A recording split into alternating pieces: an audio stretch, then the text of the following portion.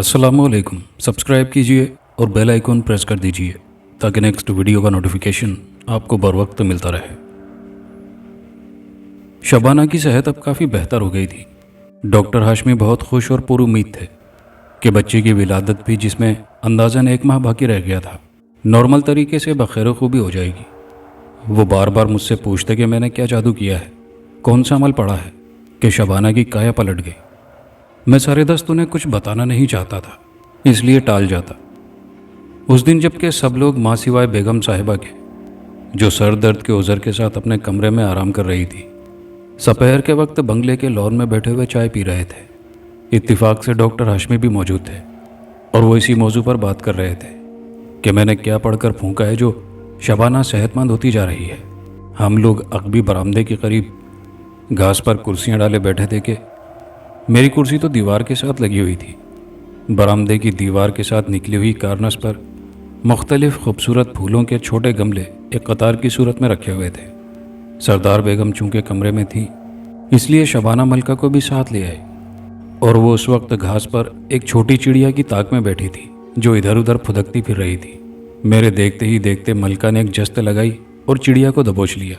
मैं एकदम से अपनी कुर्सी से उठा और मलका की तरफ लपका ताकि चिड़िया को उसकी गिरफ्त से आज़ाद करा सकूं। अभी मैं एक कदम बढ़ा ही हूँगा कि मेरे पीछे हल्का सा धमाका हुआ। मैंने पलट कर देखा। बरामदे की दीवार पर रखा हुआ एक गमला मेरी कुर्सी की पुश्त से 1-2 इंच के फासले पर टूटकर बिखरा पड़ा था। धमाके की आवाज़ सुनकर मलका ने ना जाने क्यों खुद ही चिड़िया को छोड़ दिया था और चिड़िया, जिसे ज़रा सा जख्म भी नहीं आया था, हवा में परवास करते हुए नज़रों से गायब हो गई। सब लोग इस हादसे पर तबसरा करने लगे। वो शुक्र कर रहे थे कि गमला गिरते वक्त मैं कुर्सी पर ना था, वरना वो मेरे सर पर गिरता और मेरा ना जाने क्या हाल होता। शुक्र मैं भी कर रहा था, मगर मेरे नज़दीक ये हादसा नहीं था। कोई मुझे दानिश्ता हलाक करना चाहता था। गमले के हादसे से ये बात वाज़ेह हो चुकी थी कि मुजरिम जो कोई भी है अहमक नहीं है। वो जान चुका है कि उसकी साजिश मेरी नज़रों में आ चुकी है। गालिबन वो पहले मलका बिल्ली की नहुसत को उसकी वजह समझ रहा था, लेकिन नर्स शाजिया के ज़रिए किताबों का बंद कराना अब उसके नज़दीक एक इत्तिफाकी अमर नहीं रहा।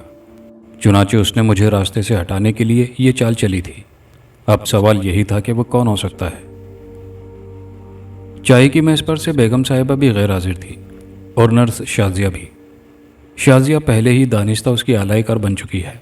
गमले को इस तरह रख देना कि वो ज़रा से इशारे पर गिर पड़े कोई मुश्किल काम ना था। बज़ाहिर सरदार बेगम से इसकी तवक्को नहीं थी। ये काम शाजिया का ही हो सकता था। मैंने तय किया कि रात के खाने के बाद कुछ ज़्यादा तवज्जो से शाजिया के ख़यालात पढ़ने की कोशिश करूँगा, लेकिन शाजिया खाने की मेज़ पर मौजूद नहीं थी। पूछने पर सरदार बेगम ने बताया कि उसकी तबीयत ख़राब है, सरे दस्त वो अपने कमरे में है, लेकिन उसने छुट्टी की दरख्वास्त की है, इसलिए कल वो डॉक्टर हाशमी से किसी दूसरी नर्स का इंतज़ाम करने के लिए कहेंगी। खाने से फारिग होकर मैं शाजिया के कमरे में गया। दरवाज़ा अंदर से बंद था। मैंने दस्तक दी और कहा कि अगर उसकी तबीयत ख़राब है तो मुझे देखने का मौका दे। मैं ऐसी दवा तजवीज़ करूँगा जिससे उसकी तबीयत बहाल हो जाएगी। मगर अंदर से कोई जवाब नहीं मिला। मैंने दोबारा दस्तक दी तो शाजिया एकदम चीख कर बोली, खुदा के लिए चले जाएं डॉक्टर जमाल, मैं इस वक्त बहुत अपसेट हूँ, आप मेरी कोई मदद नहीं कर सकते। मैं मजबूरन अपने कमरे की तरफ बढ़ गया। रात को सोने से पहले मैं काफ़ी देर तक इस मसले पर गौर करता रहा कि वो दुश्मन कौन हो सकता है जो सरदार मरहूम के तमाम वारिसों को ख़त्म करके खुद उनकी दौलत और जायदाद पर कब्ज़ा करना चाहता है। बज़ाहिर जो नाम सामने थे उनमें कोई भी यकीनी तौर पर उस पोशीदा दुश्मन की पहचान पर पूरा नहीं उतरता था। मैं इस इम्कान पर गौर कर रहा था कि मुमकिन है सरदार मरहूम के ख़ानदान के कुछ दूसरे दूर के अजीज़ रिश्तेदारों में से कोई साजिश का बानी हो। सुरैया का तर्ज अमल भी मेरे नज़दीक बिल्कुल वाज़ेह न था। वो अजीब किस्म की खामोश और पुरस्रार लड़की मालूम होती थी। उसके ताल्लुकात शबाना से भी बस वाजिबी से थे। वो ज़्यादातर अपने कमरे में घुसी रहती थी। पता नहीं किस वक्त यही सब कुछ सोचते सोचते मैं सो गया और यह भी अंदाज़ा नहीं कि कितनी देर सोया हूँगा कि अचानक एक खौफनाक चीख ने मुझे बेदार कर दिया। मैं तेज़ी से उठा, करीबी कुर्सी पर रखा हुआ ऊनी गाउन पहनकर बाहर निकला। मैंने देखा कि सुरैया खानम और सरदार बेगम भी अपने अपने कमरों से निकलकर उस तरफ जा रही थी जिस जानिब शाजिया का कमरा था। بابا دلبر بھی ایک لاٹھی ہاتھ میں لیے موجود تھا۔ میرا اپنا اندازہ بھی یہی تھا کہ چیخ کی آواز شازیہ نرس کے کمرے کی طرف سے آئی ہے۔ میں تقریباً دوڑتا ہوا کمرے کی طرف چلا۔ دروازہ اب بھی اندر سے بند تھا۔ سردار بیگم آوازیں دے رہی تھی مگر کوئی جواب نہیں مل رہا تھا۔ تاخیر کا موقع نہیں تھا۔ میں نے فوراً بیگم صاحبہ کو ایک طرف ہٹایا اور پوری قوت سے ایک لات دروازے پر رسید کی۔ شاید اندر سے چٹخنی نہیں لگی تھی، صرف قفل ہی بند تھا کہ اس کا کھٹکا اس ضرب کو سہ نہ سکا اور دونوں پٹ ایک دھماکے سے کھل گئے۔ ایک حیرت انگیز المناک منظر ہمارے سامنے تھا۔ شازیہ کی گردن میں رسی کا پھندا پڑا تھا اور وہ چھت میں لگے ہوئے ایک کنڈے کے ساتھ لٹک رہی تھی۔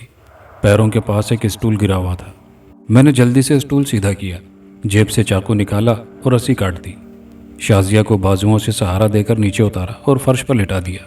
اس کی گردن سے پھندا کھولا اور پوری ذہنی توجہ اس کی طرف مرکوز کر دی۔ اس کے دل کی دھڑکن ابھی بند نہیں ہوئی تھی۔ چند لمحوں بعد اس نے آنکھیں کھول دی۔ کیا بات ہے شازیہ؟ سردار بیگم نے اپنی سخت آواز میں پوچھا۔ میں خودکشی کرنا چاہتی تھی بیگم صاحبہ، شازیہ نے کمزور آواز میں جواب دیا۔ تو پھر یہ سب کیا ہے؟ سردار بیگم کا لہجہ اور سخت ہو گیا۔ مجھے نہیں معلوم، شازیہ کا جواب تھا۔ میری نظریں اس کی آنکھوں میں جھانک رہی تھی۔ میری طبیعت صبح سے ٹھیک نہیں تھی۔ میں بستر پر لیٹی ہوئی سونے کی کوشش کر رہی تھی۔ اچانک کسی نے کھڑکی پر دستک دی اور اس کے ساتھ ہی دونوں پٹ خود بخود کھل گئے۔ میں نے چونک کر دیکھا، کھڑکی میں سے دو خوفناک آنکھیں مجھے گھور رہی تھی۔ میں ہمت کر کے اٹھ بیٹھی، یہ دیکھنے کے لیے کہ یہ کون آدمی ہے جو یوں بنگلے میں رات کے وقت گھس آیا ہے۔ وہ ایک لمبا تڑنگا آدمی تھا۔ اس کی آنکھیں انگاروں کی طرح دہک رہی تھی۔ ایک لمحے کے لیے میری نظریں اس کی نظروں سے ملی اور پھر مجھے یوں محسوس ہوا جیسے کوئی سرگوشیوں میں کہہ رہا ہے کہ میں چھت کے کنڈے سے رسی باندھ کر اس کا پھندا اپنے گلے میں ڈال لوں، اسٹول پر کھڑی ہو جاؤں اور پھر پیر مار کر اسٹول گرا دوں۔ ایسا لگ رہا تھا جیسے میں نہ چاہتے ہوئے بھی اس کے حکم کی تعمیل پر مجبور ہوں۔ میں کھڑکی سے واپس پلٹی تو اللہ جانے ایک رسی کہاں سے میرے ہاتھ میں آ گئی۔ میں نے اسے چھت کے کنڈے میں ڈال کر باندھ دیا، اسٹول پر کھڑے ہو کر دوسرے سرے پر پھندا بنایا اور اپنے گلے میں ڈال لیا۔ پھر میں نے پیر مار کر اسٹول گرا دیا۔ مجھے ایک جھٹکا لگا، ساتھ ہی اس طرح جیسے سوتے سوتے میری آنکھ کھل گئی ہو۔ مجھے ایک دم سے احساس ہوا کہ میں کیا کر گزری ہوں اور یہ کہ اب میری موت یقینی ہے۔ خوف سے میری چیخ نکل گئی اور پھر مجھے نہیں پتا کہ کیا ہوا، شاید میں بے ہوش ہو گئی تھی۔ سردار بیگم کے چہرے پر ایک مسکراہٹ نمودار ہوئی، مگر صرف ایک لمحے کے لیے۔ پھندا ڈال کر لٹکنے سے اس کے ذہن پر اثر ہو گیا ہے، وہ بولی۔ پتہ نہیں کیا ہذیان بک رہی ہے، کوئی جلدی سے ڈاکٹر ہاشمی کو فون کر دے، شبانہ بولی۔ اتنی دیر میں وہ بھی آ گئی تھی۔ اسی وقت اچانک شازیہ کے جسم میں حرکت ہوئی، جسم بری طرح اینٹ کر اکڑ گیا اور پھر فوراً ایک جھٹکا سا لگا، اس کا جسم ڈھیلا پڑ گیا اور گردن ایک طرف ڈھلک گئی۔ یہ مر گئی ہے، میں نے کھڑے ہوتے ہوئے افسردگی سے کہا۔ میں ڈاکٹر ہاشمی کو فون کرتی ہوں۔ سردار بیگم کمرے سے باہر نکل گئیں، مگر چند منٹ بعد انہوں نے واپس آ کر بتایا کہ بنگلے کے دونوں فون ڈیڈ پڑے ہیں۔ رات کے 3 بج رہے تھے، باہر بارش بدستور ہو رہی تھی۔ اب نہ ڈاکٹر ہاشمی کو بلانے کا کوئی فائدہ تھا اور نہ پولیس کو فون کیا جا سکتا تھا۔ سردار بیگم کے حکم پر شازیہ کی لاش اسی کمرے میں چھوڑ کر کمرے کا دروازہ باہر سے بند کر دیا گیا۔ میں نے شبانہ کو خواب آور گولیاں دے دی، اسی لیے تو وہ سکون سے سو گئی تھی، مگر گھر کے باقی افراد صبح تک جاگتے رہے۔ یہ میرا اندازہ تھا، کیونکہ سردار بیگم اور سریا دونوں ہی اپنے اپنے کمروں میں تھیں اور میں ان کے ساتھ نہیں تھا۔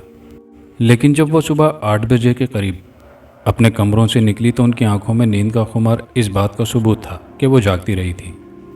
بابا دلبر نے ناشتہ تیار کر لیا تھا، مگر اس سوگوار ماحول میں کسی کا دل کچھ کھانے کے لیے نہیں چاہ رہا تھا۔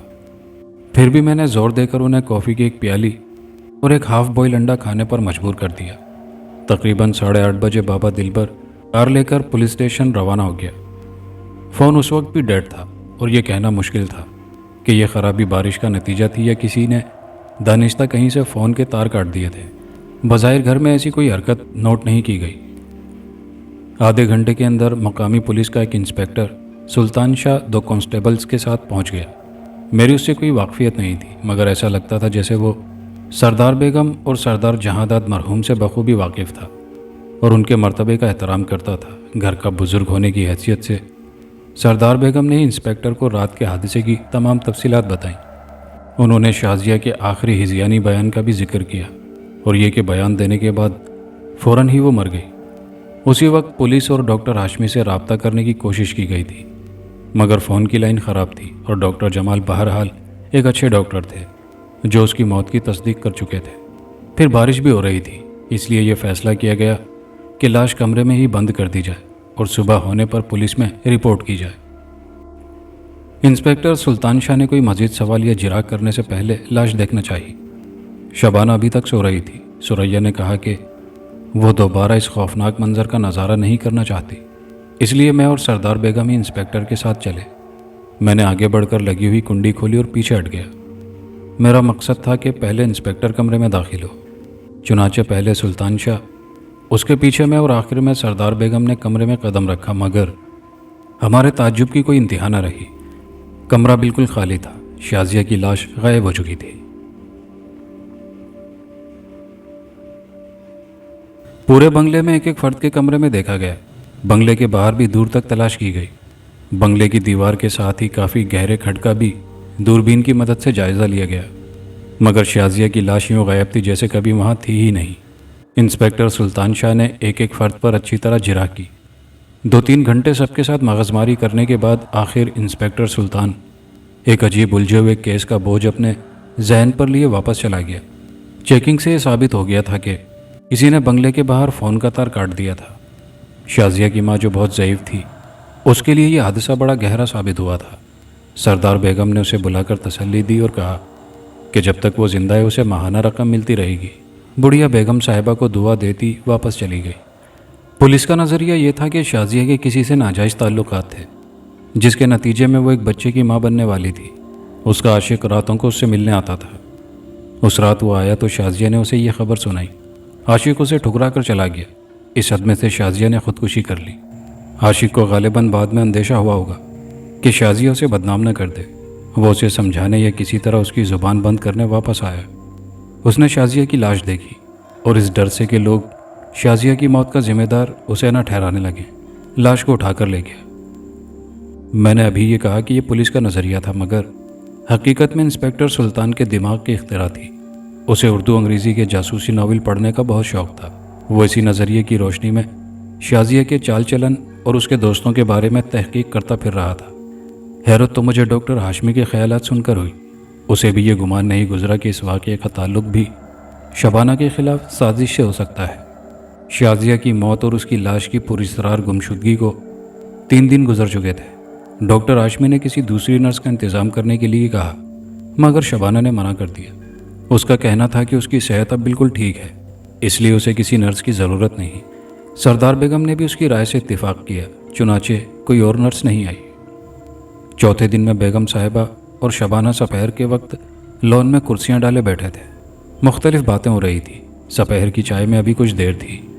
بلی ملکہ اب شبانہ کے کمرے تک محدود نہیں رہتی تھی، بلکہ جب بھی اسے موقع مل جاتا وہ کمرے سے نکل کر سارے بنگلے میں گھومتی پھرتی۔ اس وقت بھی وہ ہم لوگوں سے کچھ فاصلے پر پھولوں کی کیاریوں کے پاس گھاس پر آرام سے بیٹھی تھی۔ اچانک اس نے عجیب سی آواز میں میاؤں کی اور اپنی جگہ اچھل کودنے لگی، جیسے کسی چیز کو اپنے جسم سے جھاڑنے کی کوشش کر رہی ہو۔ میں جلدی سے اس کے قریب گیا تو دیکھا کہ 4-5 انتہائی زہریلے بچھو، کافی بڑے اور سیاہ، اس کے اوپر چڑھے ہوئے اسے ڈنک مار رہے ہیں۔ ہمارے دیکھتے ہی دیکھتے ملکہ ان کے زہر سے نیم جان ہو کر گھاس پر گر پڑی۔ بچھوؤں کی موجودگی اتنی حیرت انگیز نہیں تھی، لیکن ایک دم سے 4-5 بچھو کہاں سے نکل کر اس سے لپٹ گئے، یہ بات سمجھ میں نہیں آ رہی تھی۔ میں نے اپنے بھاری بوٹ سے ان تمام بچھوؤں کو کچل کر مار دیا، مگر بلی لبے دم معلوم ہوتی تھی۔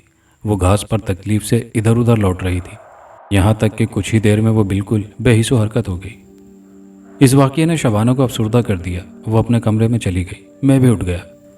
سردار بیگم نے بابا دلبر سے کہا کہ وہ سب کی چائے ان کے کمروں میں پہنچا دے، لیکن رات کو سب لوگ کھانے کی میز پر جمع ہوئے تو ہماری حیرت کی حد نہ رہی۔ ہم نے ملکہ کو بھی بڑے پرسکون انداز میں چلتے ہوئے کھانے کے کمرے میں داخل ہوتے ہوئے دیکھا۔ یہ دوسرا موقع تھا کہ بلی ملکہ، جبکہ ہم اسے مردہ سمجھ چکے تھے، دوبارہ زندہ سلامت ہماری نظروں کے سامنے موجود تھی۔ شبانہ کچھ خوش اور کچھ خوفزدہ معلوم ہو رہی تھی۔ سردار بیگم کی کیفیت عجیب تھی۔ وہ اس طرح آنکھیں پھاڑے ملکہ کو گھور رہی تھی جیسے اسے اپنی نظروں پر اعتبار نہ آ رہا ہو۔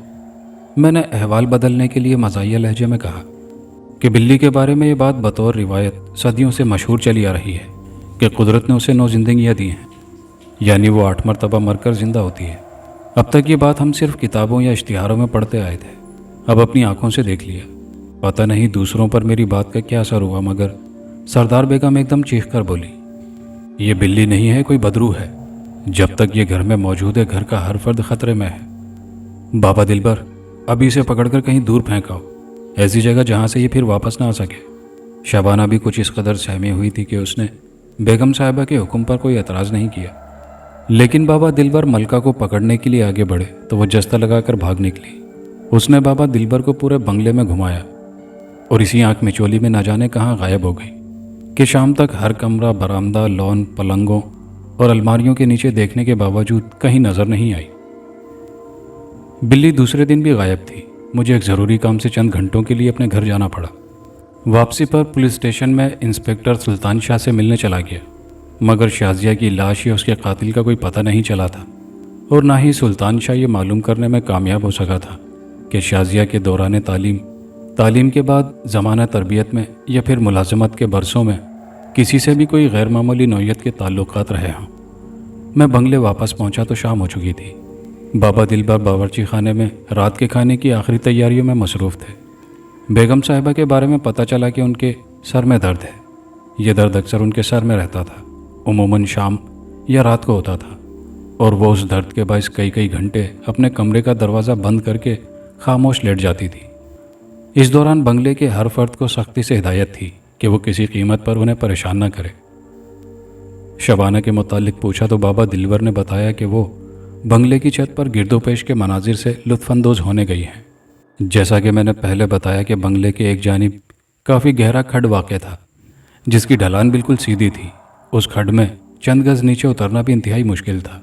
میں چھت پر گیا، مگر زینے سے ہی دیکھ کر لوٹ آیا کہ شبانہ ریلنگ کے سہارے کھڑی ہوئی یا تو کسی گہری سوچ میں گم ہے یا آس پاس کے قریب خوبصورت نظارے بڑی محویت سے دیکھ رہی ہے۔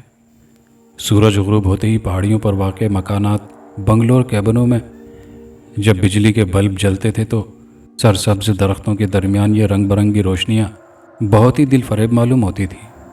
میں اسے محظوظ پا کر مطمئن انداز میں چپ چاپ نیچے اتر گیا۔ اسے ڈسٹرب کرنا ضروری نہیں سمجھا۔ ثریا خانم کا کمرہ میرے کمرے کے سامنے برآمدے کے انتہائی آخری کنارے پر واقع تھا۔ اسی جانب 2-3 کمرے درمیان میں چھوڑ کر سردار بیگم کا کمرہ تھا۔ میں نہ جانے کس خیال کے تحت درمیانی صحن سے گزر کر برآمدے میں پہنچا۔ ثریا کے کمرے کے سامنے سے گزرتے ہوئے مجھے اندر سے باتیں کرنے کی مدھم آوازیں سنائی دی۔ میں نے غور کیا، وہ آواز آہستہ ہونے کے باوجود میں نے پہچان لی کہ دوسری آواز کسی مرد کی ہے۔ گفتگو کے موضوع نے میرے کان کھڑے کر دیے۔ میں بالکل دروازے سے لگ کر سننے کی کوشش کرنے لگا۔ کئی باتیں سمجھ میں آ گئی، مگر ذہنی لہروں سے کام لینے کے باوجود یہ پتہ نہ چل سکا کہ وہ مرد کون ہو سکتا ہے۔ وہ ثریا کو مطمئن کرنے کی کوشش کر رہا تھا کہ بس اب زیادہ سے زیادہ 1 ہفتے کی بات اور ہے، اس کے بعد آخری رکاوٹ بھی دور ہو جائے گی۔ یہ کمبخت ڈاکٹر جمال نہ جانے کہاں سے آ مرا۔ یہ نہ آیا ہوتا تو اب تک کبھی کا قصہ تمام ہو چکا ہوتا۔ میں نے کارنس سے گملہ گرا کر اسے مارنے کی کوشش کی، مگر اس کی زندگی ابھی باقی تھی، وہ بچ گیا تھا۔ ثریا نے کہا کہ وہ مہینوں سے ایسی ہی تسلیاں دیتا آ رہا ہے، مگر اب پانی سر سے اونچا ہونے والا ہے۔ وہ کمرے میں بند رہتے رہتے تنگ آ چکی ہے، اور زیادہ وقت لگا تو کمرے میں بند رہنے سے بھی کوئی فائدہ نہ ہوگا۔ لوگ پہچان لیں گے، جس کے بعد اس کے لیے مرنے کے سوا کوئی چارہ نہ ہوگا۔ مرد نے پھر اطمینان دلایا کہ وہ پریشان نہ ہو، یہ اس کا آخری وعدہ ہے، 1 ہفتے کے اندر سب کچھ ٹھیک ہو جائے گا۔ مجھے زیادہ سننے کی ضرورت نہیں تھی، کم و بیش تمام پیچیدگیاں واضح ہو چکی تھیں۔ 2-4 باتیں وضاحت طلب تھیں، انہیں بھی حل کرنے کا میں نے ایک طریقہ سوچ لیا تھا۔ مجھے آج رات کسی نہ کسی طرح ثریا خانم کے کمرے میں داخل ہو کر ایک کوشش اور کرنا تھی، جس کے لیے 10-15 منٹ سے زیادہ کا وقت درکار نہیں تھا۔ مجھے یقین تھا کہ اس کے بعد کوئی راز نہیں رہے گا۔ شبانہ کچھ دنوں سے شام اور رات کا ابتدائی حصہ بنگلے کی چھت پر گزارنے لگی تھی۔ اس کا کہنا تھا کہ شام کے بعد چاروں طرف کے دل فریب نظاروں کے علاوہ اسے بنگلے کی چھت کی یہ پرسکون خاموشی اور تر و تازہ ہوا میں بیٹھنا بہت اچھا لگتا ہے۔ اس کے علاوہ جب کبھی وہ کھڈ کی طرف دیکھتی ہے تو اگرچہ یہ وہ کھڈ نہیں تھا جہاں رحیم داد کی کار حادثے کا شکار ہوئی تھی، پھر بھی اسے ایسا لگتا ہے جیسے اس کے مرحوم شوہر کی روح اس کے ارد گرد گھوم رہی ہے، اور اس احساس سے اسے بڑی تسکین ہوتی ہے۔ اسے یہ بھی محسوس ہوتا ہے جیسے رحیم داد کی روح اس سے کچھ کہنا چاہتی ہو، کوئی پیغام دینا چاہتی ہو۔ سردار بیگم نے اسے سمجھانے کی کوشش کی کہ چھت کی یہ سیڑھیاں چڑھنا اور اترنا اس کے لیے مناسب نہیں، پھر یوں اکیلے بیٹھنا بھی اچھا نہیں ہوتا۔ وہ بلی ملکہ کی نحوست سے خائف ہیں، خدا خدا کر کے تو اب وہ کچھ صحت یاب ہوئی ہے، اگر کسی بدرو نے اسے دیکھ لیا تو یہ بڑا المیہ ہوگا۔ جب اس پر بھی شبانہ چھت پر جانے سے مصر رہی تو آخر سردار بیگم نے بھی اس کے ساتھ جانا شروع کر دیا، مگر شبانہ انہیں وہاں زیادہ دیر ٹھہرنے نہیں دیتی تھی، اس بہانے سے واپس بھیج دیتی کہ بس وہ بھی اب نیچے جانے والی ہے۔ حالانکہ کبھی کبھی وہ اس کے بعد بھی گھنٹہ گھنٹہ بھر نیچے نہ اترتی۔ کبھی کسی شام میں بھی ان دونوں کے ساتھ چھت پر چلا جاتا اور پھر 10-15 منٹ ٹھہر کر واپس آ جاتا۔ اس رات شبانہ کھانے کے وقت بھی نیچے نہیں اتری۔ بابا دلبر کئی مرتبہ اسے بلانے گیا، وہ خود بھی چند دنوں سے کافی پریشان اور فکر مند نظر آ رہا تھا۔ کھانے کے دوران جب شبانہ کہنے کے باوجود نیچے نہیں آئی تو شاید اس سے صبر نہ ہو سکا اور وہ بول اٹھا، بیگم صاحبہ میرا خیال ہے کہ آپ یہ بنگلہ چھوڑ دیں۔ بہو بیگم اب بالکل ٹھیک ہیں، یا تو پنڈی واپس چلیں یا یہاں ٹھہرنا ہی ہے تو کسی اور جگہ قیام کریں۔ ایسی کیا بات ہو گئی بابا؟ میں نے خفیف سی مسکراہٹ سے پوچھا کہ تم بنگلہ چھوڑنے کا مشورہ دینے لگے۔ آپ کو کیا بتاؤں ڈاکٹر صاحب، بابا دلبر کے رویے سے ہچکچاہٹ نمایاں تھی۔ آپ کہیں گے بابا دلبر سٹھیا گیا ہے، مگر میں وہمی نہیں ہوں اور نہ ہی میری بینائی کمزور ہے۔ مجھے یقین ہے کہ بنگلے پر بدروحوں کا قبضہ ہے، اور ہم نے بنگلہ نہ چھوڑا تو وہ بدروہیں ضرور کوئی بڑا نقصان پہنچا کر رہیں گی۔ تمہیں یہ خیال کیسے ہوا بابا؟ میں نے پوچھا کہ بنگلے پر بدروحوں نے قبضہ کر لیا ہے۔ میں نے کئی بار بدروحوں کو بنگلے میں ادھر سے ادھر آوارہ پھرتے دیکھا ہے، بابا دلبر نے جواب دیا۔ یہ سب اس کمبخت بلی ملکہ کی نحوست کے اثرات ہیں۔ سردار بیگم بول اٹھی، مجھے یقین ہے کہ اس کے اندر ضرور کوئی بدرو تھی۔ آپ ٹھیک کہہ رہی ہیں، سریا نے بھی تائید کی، اگرچہ وہ ہمیشہ کی طرح آج بھی سر جھکائے خاموشی سے کھانا کھانے میں مصروف تھی۔ میں نے بھی اکثر راتوں کو کسی کے قدموں کی آواز سنی تھی۔ میرا دل ڈر رہا ہے، سردار بیگم نے کہا، خدا خیر کرے، یوں لگتا ہے جیسے کوئی بڑا حادثہ ہونے والا ہے۔ تم نے جو روحیں دیکھی بابا، میں نے بابا دلبر کو مخاطب کیا، کیا وہ جانے پہچانے افراد کی تھی؟ بابا نے اس بات میں سر ہلایا اور جیسے کچھ نگلتے ہوئے بولا، ان میں سے ایک روح تو صاحبزادہ عمران صاحب کی ہے، اسے میں بہت پہلے سے دیکھ رہا ہوں۔ کھڈ میں کار گرنے کے 3-4 دن کے بعد سے ہی میں نے ان کی روح کو بنگلے میں گھومتے دیکھ لیا تھا، مگر میں نے اسے اپنا وہم سمجھا۔ مگر نرس شازیہ کی لاش غائب ہونے کے بعد سے میں اس کی روح کو بھی دیکھ چکا ہوں، اور کل رات تو مجھے ملکہ بھی نظر آئی تھی، وہ بھی کوئی روح ہی تھی، کیونکہ میں نے رات کو اور دن کو بھی بنگلے کا کونا کونا دیکھ لیا تھا، لیکن ملکہ کہیں دکھائی نہیں دی تھی۔ سردار بیگم بھی بابا دلبر کی باتیں سن کر چونکی چونکی اور حیرت زدہ نظر آ رہی تھی۔ اگر تم سچ کہہ رہے ہو بابا، وہ بولی، تو میں 2-3 دن میں ہی یہ بنگلہ چھوڑ دوں گی۔ بیگم صاحبہ نے اپنے دائیں جانب شازیہ کی خالی کرسی کی طرف دیکھا۔ دیکھو یہ ضدی لڑکی ابھی تک نہیں آئی، وہ اٹھتے ہوئے بولی، میں خود اسے جا کر لاتی ہوں، اور بس کل سے اس کا چھت پر چڑھنا بالکل بند۔ وہ تو چلی، میں بھی ان کے پیچھے چل دیا۔ رات کے وقت پورا بنگلہ روشن رکھا جاتا تھا، کم از کم اس وقت تک جب تک سب لوگ، خاص طور سے بابا دلبر، سونے کے لیے لیٹ نہ جاتا۔ برآمدہ، زینہ اور چھت، ہر جگہ دودھیا بلب اور ٹیوب لائٹس روشن تھی۔ ہم لوگ اوپر پہنچے تو شبانہ چھت کے ارد گرد لگے ہوئے لوہے کے حفاظتی پائپ کی ریلنگ کے سہارے کھڑی ہوئی کھڈ کی گہرائیوں میں نہ جانے کیا تلاش کر رہی تھی۔ سردار بیگم نے سخت لہجے میں اسے پکارا، شبانہ کتنی بار تم سے، مگر ان کا فکرہ مکمل نہ ہو سکا۔ شبانہ ان کی آواز سن کر بری طرح چونکی، وہ جھکی کھڑی تھی۔ چونکنے سے اس کے جسم کو ایک جھٹکا لگا اور نہ جانے کیسے لوہے کا پائپ ساکٹ سے نکل گیا۔ شبانہ نے ایک چیخ ماری، اپنا توازن سنبھالنے اور خلا میں جیسے کسی چیز کو پکڑنے کی کوشش کی۔ دوسرے ہی لمحے وہ نظروں سے غائب ہو چکی تھی۔ اتنی دیر میں جست لگا کر میں ریلنگ تک پہنچ چکا تھا۔ میں نے جھک کر دیکھا، مجھے شبانہ کے کپڑے پھڑپھڑاتے نظر آئے۔ میں نے اپنی پوری ذہنی صلاحیتوں کے ساتھ اس پر نظریں گاڑ دی۔ چند لمحوں کے بعد تیزی سے گھوما۔ سردار بیگم ایک سکتے کے عالم میں ٹوٹے ہوئے ریلنگ کو دیکھ رہی تھی۔ میں نیچے جا رہا ہوں، میں چیخ کر بولا، شاید وہ کسی درخت کی شاخوں میں الجھ کر بچ گئی ہو۔ بیگم صاحبہ کے جواب یا کسی رد عمل کا انتظار کیے بغیر میں تیزی سے 2-2 3-3 سیڑھیاں پھلانگتا ہوا نیچے اترا اور پوری رفتار سے بھاگتے ہوئے بنگلے سے باہر نکل گیا۔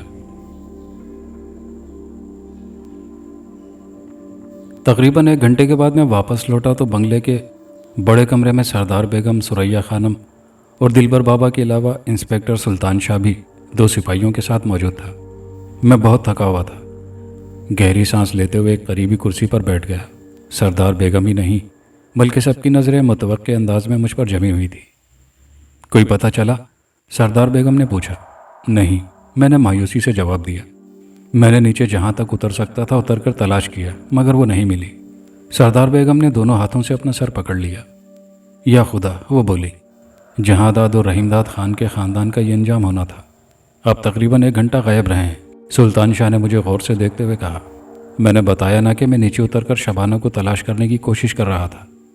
پہلے رحیم داد صاحب اور عمران کا کھڈ میں کار سمیت گر کر ہلاک ہونا، سلطان شاہ بولا۔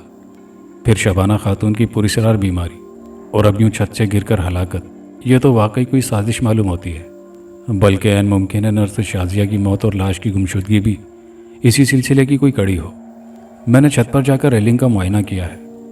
کسی نے اس کے ساکٹ کی چوڑیاں کھول کر اسے اس طرح ڈھیلا کر دیا تھا کہ ریلنگ کا پائپ ذرا سے دباؤ سے نکل جائے۔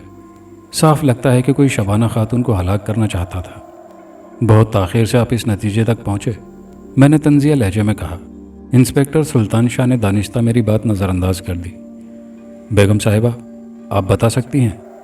اس نے سردار بیگم کو مخاطب کیا کہ سردار مرحوم کے خاندان میں کوئی ان کا دشمن تو نہیں تھا؟ دوست دشمن کس کے نہیں ہوتے؟ بیگم صاحبہ نے جواب دیا۔ سردار مرحوم صاحب کے اپنے خاندان کے دوسرے عزیزوں سے تعلقات کچھ زیادہ اچھے نہیں تھے۔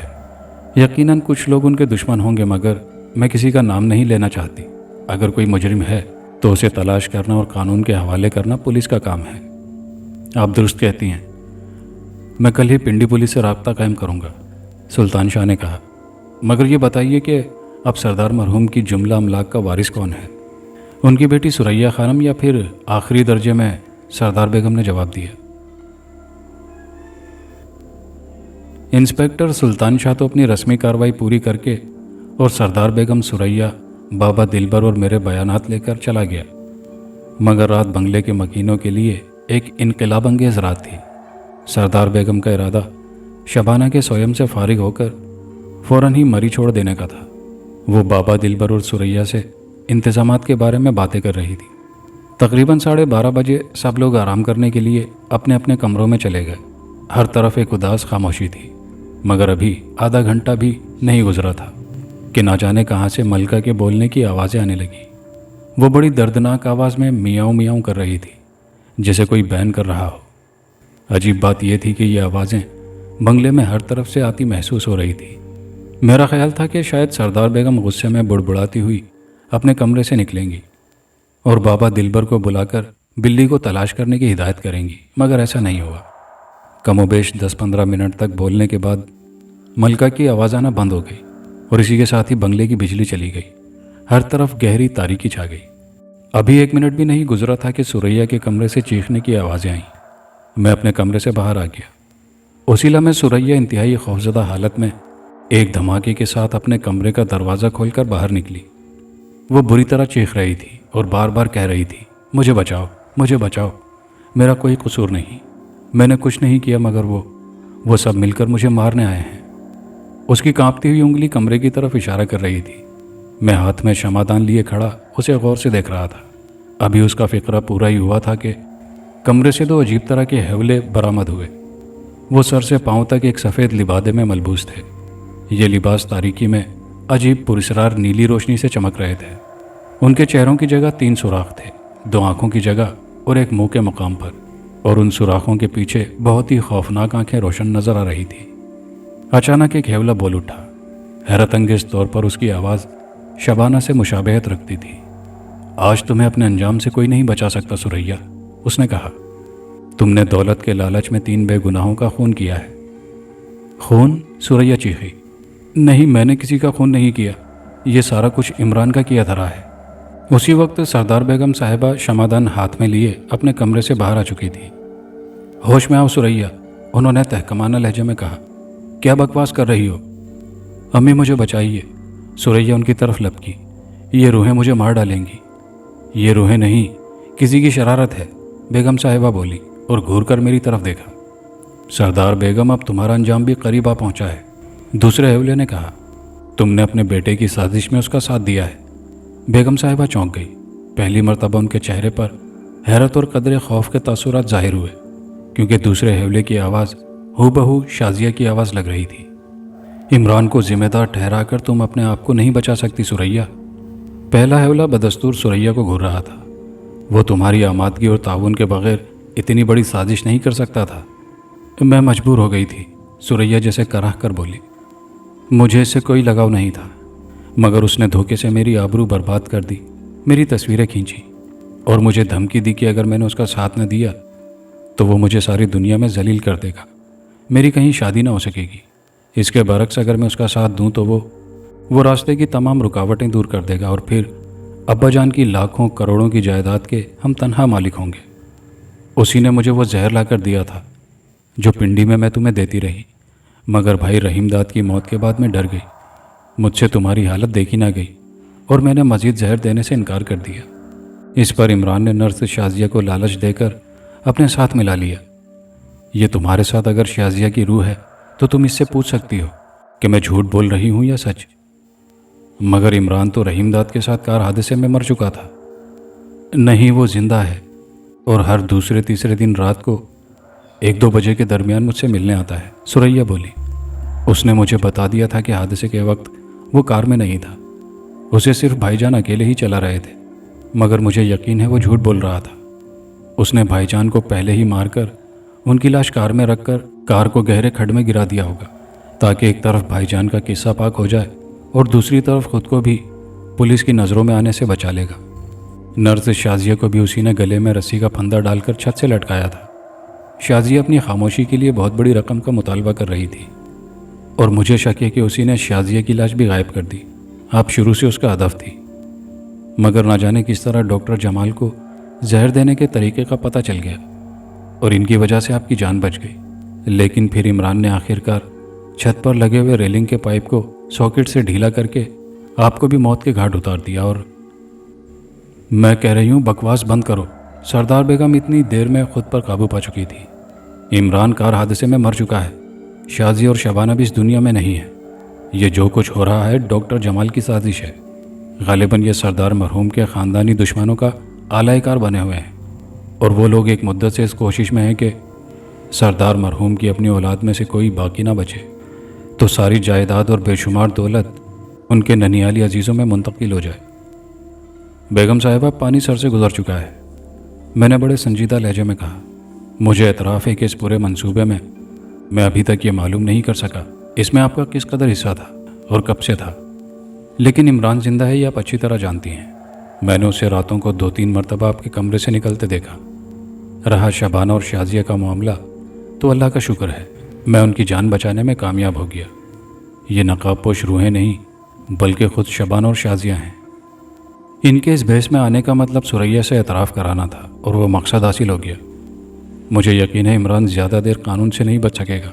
میں نے ابھی اپنی بات پوری ہی کی تھی کہ راہداری میں جہاں ہم سب موم بتیوں کی روشنی میں اس داستان کا آخری ایکٹ پیش کر رہے تھے، دفعتاً ملکہ کی میاؤں کی آواز گونجی اور اس کے ساتھ ہی وہ پتہ نہیں کس طرف سے نکل کر ہمارے سامنے آ گئی۔ اس کا رخ سردار بیگم کی طرف تھا۔ بیگم صاحبہ اسے دیکھتے ہی گھبرا کر یوں پیچھے ہٹیں جیسے کسی نے ان پر مہلک ہتھیار سے وار کیا ہو، مگر ملکہ اس وقت غیظ و غضب کی تصویر بنی ہوئی تھی۔ وہ غرا رہی تھی اور اس کے جسم کے سارے بال کھڑے ہو چکے تھے۔ ہمارے دیکھتے ہی دیکھتے اس نے ایک زوردار جست لگائی اور ٹھیک بیگم صاحبہ کے سر پر گری۔ وہ انہیں پنجوں سے بری طرح نوچ رہی تھی۔ بیگم صاحبہ چیخیں مارتی جا رہی تھی اور اس سے بچنے کی کوشش بھی کر رہی تھی۔ شمعدان ان کے ہاتھ سے گر چکا تھا۔ اسی لمحے ملکہ نے ایک پنجہ بیگم صاحبہ کے سر پر مارا تو ہمیں یوں لگا جیسے ان کی کھوپڑی ٹوٹ کر ملکہ کے پنجوں میں آ گئی ہو، مگر ایسا نہیں تھا۔ صرف ان کے سر پر مضبوطی سے جمی ہوئی مصنوعی بالوں کی وگھی الگ ہوئی تھی۔ ٹھیک اسی وقت بجلی آ گئی اور راہداری میں جلتے ہوئے تیز بلبوں کی روشنی میں ہم نے دیکھا کہ ہمارے سامنے عمران انتہائی خوفزدہ عالم میں کھڑا ہوا پلکیں جھپکا رہا تھا۔ دوسروں کے جذبات اور رد عمل کے بارے میں صرف اندازہ ہی لگایا جا سکتا ہے، مگر میں اپنے طور پر زیادہ حیران نہیں تھا۔ मुझे किसी ऐसे ही इंकिशाफ की तवक्को थी। मैंने बाबा से बुलंद कहा, इंस्पेक्टर सुल्तान शाह, अब आप अपनी कमीनगाह से निकलकर कातिल के हाथों में हथकड़ी डाल सकते हैं। मैंने अपना वादा पूरा कर दिया है। सुल्तान शाह 2 मुसल्लह कांस्टेबलों के साथ एक करीबी कमरे में पोशीदा था। वो और उसके साथ ही अब तक का तमाम ड्रामा देखते और सुनते रहे थे। शबाना के हादसे की तहकीकात के बाद जब वो बंगले से वापस जा रहा था तो मैंने उससे कहा था कि अगर वो रात के ठीक 12 बजे बंगले पहुंचकर उस कमरे में छुपकर बैठ जाए तो मुझे यकीन है कि वो चंद घंटों के अंदर हकीकी मुजरिम को पकड़ सकता है। वो बड़ी मुश्किल से आमादा हुआ था, मगर उस वक्त इमरान के हाथों में हथकड़ी डालते हुए उसकी सारी बरहमी काफूर हो चुकी थी। वो इतनी फुर्ती से काम ले रहा था जैसे कम वक्त में मुजरिम को हथकड़ी पहनाने का रिकॉर्ड कायम करना चाहता हो। दूसरे दिन का सूरज तुलू होने से पहले ही इमरान ने अपनी मुकम्मल साजिश का एतराफ़ कर लिया था। ऐसा लगता था कि वह किसी बात से इतना खौफजदा नहीं जितना मलका से है।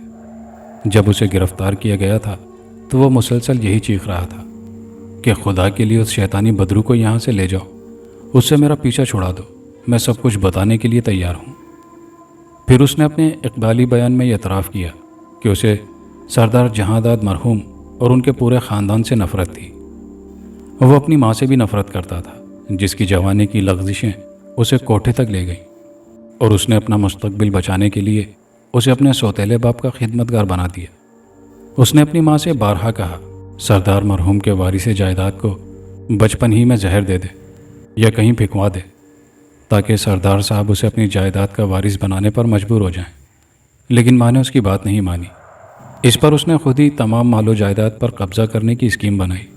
उसका इरादा था कि जब रहीमदाद तालीम के लिए अमेरिका रवाना होगा तो वो कहीं रास्ते में ही उसका काम तमाम कर देगा। मगर सरदार मरहूम ने अमेरिका जाने से कबल रहीमदाद की शादी कर दी और उसके नतीजे में शबाना की कोख में एक और वारिस जायदाद परवरिश पाने लगा। अब रहीमदाद को कत्ल करने से कोई फ़ायदा न था, चुनाचे उसने एक ख़ास जहर की मदद से शबाना को आहिस्ता आहिस्ता कब्र में पहुंचाने का इंतज़ाम कर लिया। इस दौरान उसने सुरैया को भी अपने काबू में कर लिया था। यहाँ उसकी माँ एक बार फिर आड़े आई और उसने सेहतियाबी के लिए शबाना को मरी रवाना कर दिया। रहीमदाद को भी तार दे दिया। माँ की इस हरकत से उसे बहुत गुस्सा आया और उसने उस रात जबकि रहीमदाद खान अमेरिका से रावलपिंडी पहुंचा, अपनी माँ, राजदार मुलाजिमा और रहीमदाद तीनों को कत्ल कर दिया।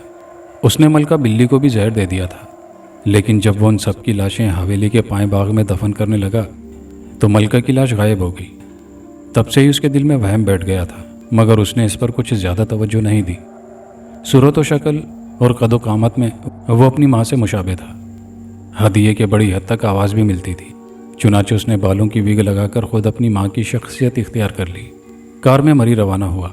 बहारा कहू और छतर पार्क तक वो अपनी शक्ल में रहा। फिर खाली कार को एक गहरे खड्ड में गिराकर, जहाँ उसे मालूम था कि नीचे जाकर तहकीक करना नामुमकिन होगा, और ख़ुद सरदार बेगम बनकर मरी आ गया।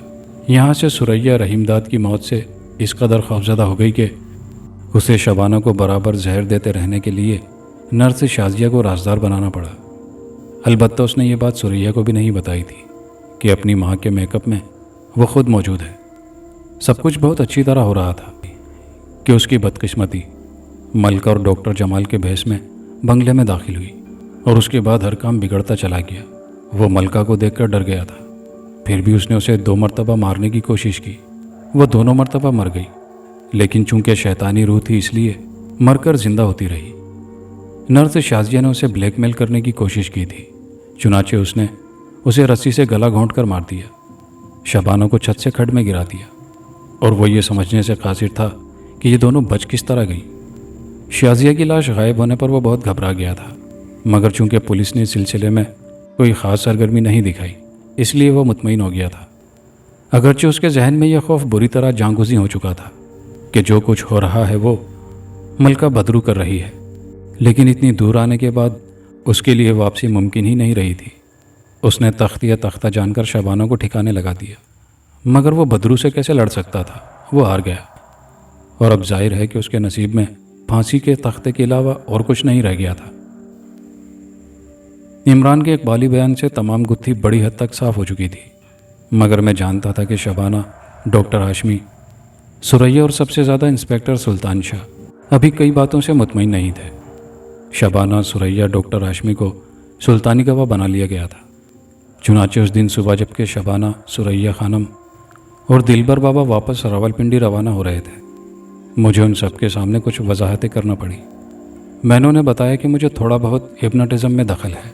اس کی تائید ڈاکٹر ہاشمی نے کی۔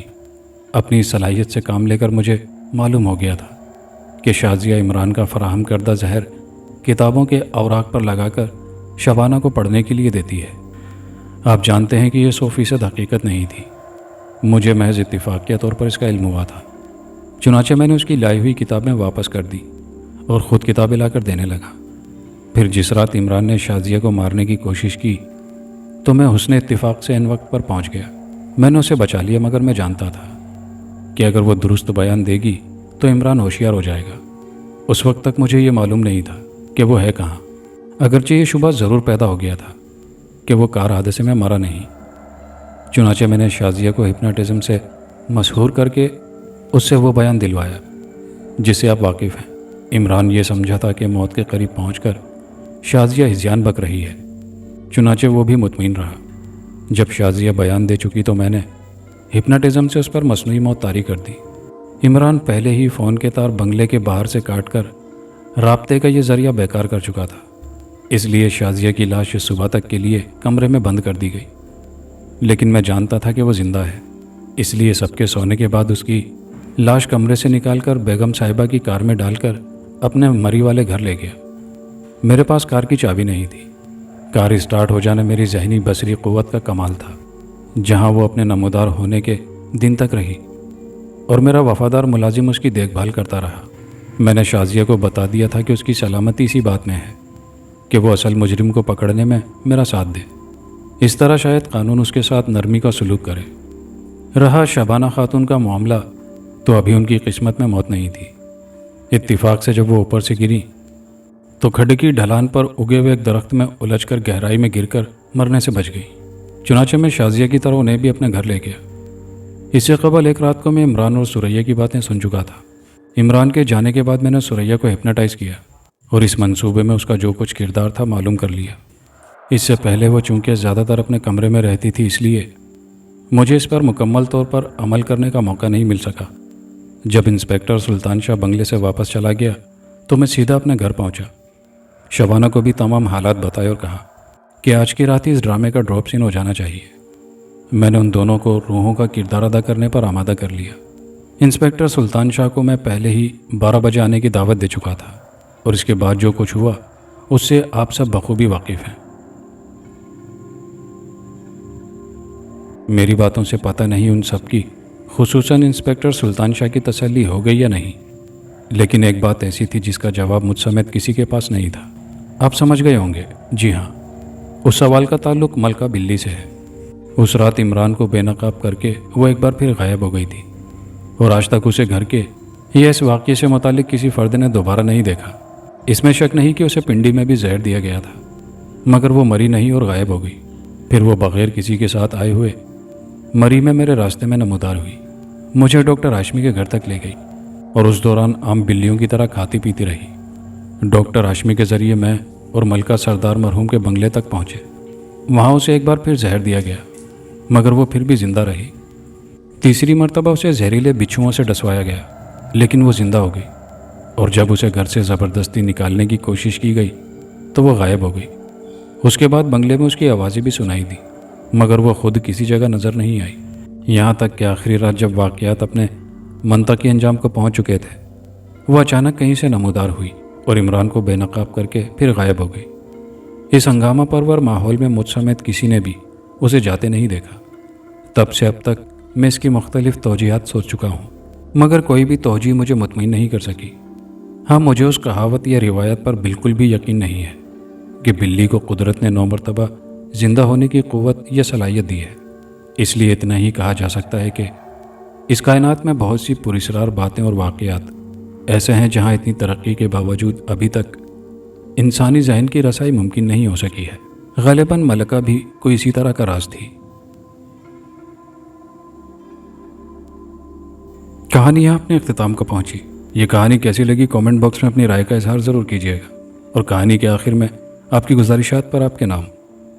سچترا صاحبہ ہیں کھٹمنڈو نیپال سے، الماس شیخ صاحبہ ہیں ممبئی انڈیا سے، مہک رؤف صاحبہ ہیں لاہور پاکستان سے، محمد شفیق صاحب ہیں سدھارتھ نگر انڈیا سے، وسیم علی صاحب ہیں فیصل آباد سے، روبی صاحب ہیں سیول ساؤتھ کوریا سے، محمد شاویز صاحب ہیں غازی آباد لونی انڈیا سے، آصف خان صاحب ہیں کراچی پاکستان سے، اور ثنا عزیر صاحبہ ہیں جھارکھنڈ رانچی انڈیا سے۔ آپ تمام لوگوں کے کامنٹس کا بہت شکریہ۔ آپ لوگوں سے گزارش ہے کہ ویڈیو کو دوستوں کے ساتھ زیادہ سے زیادہ لائک اور شیئر کیا کیجیے، اور جو لوگ چینل کو بغیر سبسکرائب کیے دیکھتے ہیں ان سے گزارش ہے کہ چینل کو سبسکرائب کر لیجیے۔ شکریہ۔